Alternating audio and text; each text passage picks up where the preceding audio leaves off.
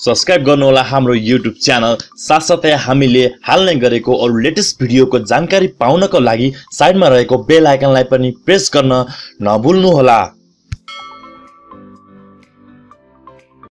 हजुर साथीहरु, आज तपाईलाई म आज देखाउन गइरहेको छु तपाईले वर्ल्डलिंक को चाहिँ राउटरलाई आफ्नै मोबाइलबाट आफ्नै मोबाइल एपबाट चाहिँ कसरी रिस्टार्ट गर्न सक्नुहुन्छ भने त्यसको बारेमा तपाईलाई मैले राउटर पनि देखाउने छु, कसरी तपाईको राउटर चाहिँ अफ अन हुन्छ भनेर। सो त्यसको लागि तपाई चाहिँ myWorldLink एपमा जानु होला। myWorldLink एपमा तपाईले चाहिँ लगइन गर्नु पर्ने हुन्छ। हजुर तपाई myWorldLink एपमा जानु होला। त्यसपछि तपाईले myWorldLink एप लगइन गरिसकेपछि तपाईले यहाँ देख्न सक्नुहुन्छ राउटरमा यहाँ माथिपट्टि रहेको तपाईले यो आइकनमा चाहिँ यो स्विच जस्तो आइकन छ, एकचोटी यसलाई प्रेस गर्नु होला। त्यसपछि तपाईलाई यहाँ यस्तो खाली एउटा इन्टरफेस आउँछ, रिबुट राउटर भन्छ। Are you sure you want to reboot यो राउटर भन्छ, यसलाई ओके गर्नु होला। हजुर ओके गरेपछि तपाईको यहाँ नै चाहिँ यो भइरहेको छ। तपाईलाई म आज देखाउन गइरहेको छु।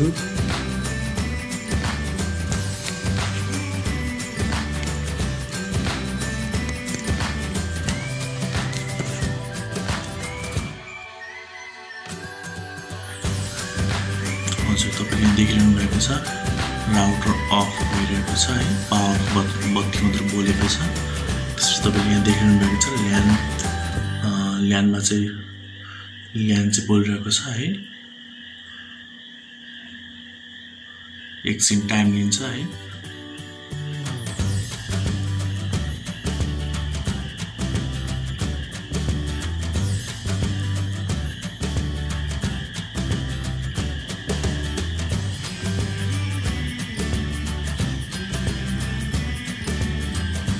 हजुर तपाईको यहाँ चाहिँ पावर अन बत्ती बोलेको छ, तपाईले देखिरहनु भएको छ लिनमा बत्ती बोलेको छ है।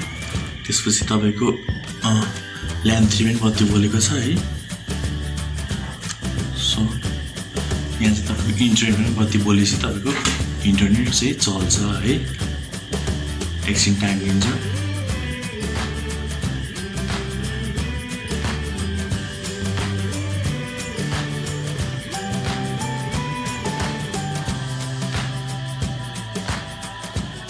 हजुर तपाईको इन्टरनेट ब्लिङ्क भइरहेको छ।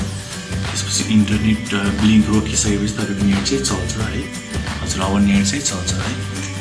हजुर आजको यो भिडियोमा यति मात्रै। साथीहरु यो भिडियो हजुरलाई कस्तो लाग्यो? यदि मन परेको छ भने लाइक र शेयर गरिदिनु होला र अरु साथीलाई पनि जानकारी हुन्छ भने पक्कै पनि शेयर गर्नु होला उहाँहरुको मेसेजमा, उहाँहरुको इनबक्समा है।